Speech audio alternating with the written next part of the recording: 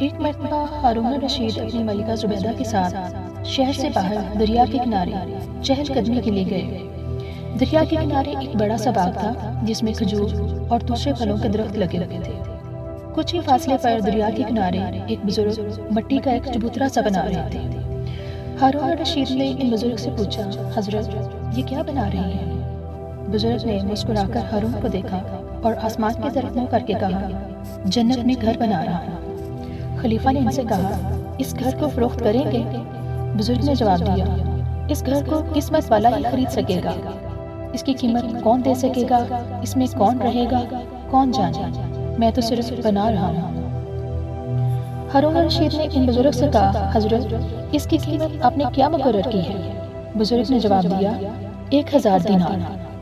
ہارون الرشید یہ سن کر بے پرواہی سے آگے بڑھ گئے، مگر ان کی بیوی ملکہ زبیدہ نے 1000 دینار ان بزرگ کو دے دیے۔ بزرگ بہت خوش ہوئے اور ملکہ کے حق میں دعا کی۔ پھر ہارون الرشید اور ملکہ زبیدہ واپس اپنے محل میں آ گئے۔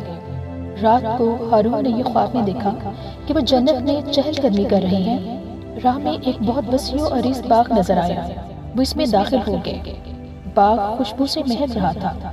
اس میں نہایت عالی شان محل تھا جس کے اوپر محراب میں لکھا ہوا تھا، محل زبیدہ۔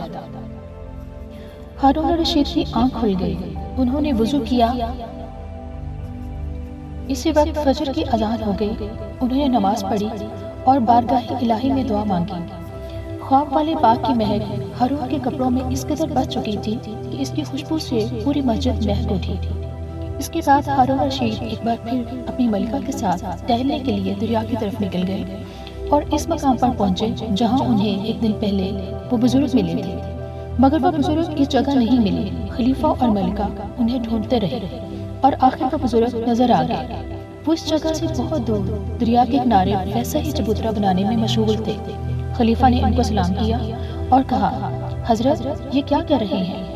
بزرگ نے انتہائی خندہ پیشانی سے جواب دیا، جنت میں گھر بنا رہا ہوں۔ خلیفہ نے پوچھا، کتنے میں بیچیں گے؟ بزرگ نے جواب دیا، اس کی قیمت 1 لاکھ ہے۔ ہارون الرشید حیران ہو گئے اور کہا، کل تو آپ نے صرف 1000 درہم مانگے تھے۔ بزرگ نے بڑے عجیب انداز میں آسمان کی طرف منہ کر کے کہا، وہ اندیکھے کا سودا تھا اور یہ دیکھنے کے بعد کا سودا ہے۔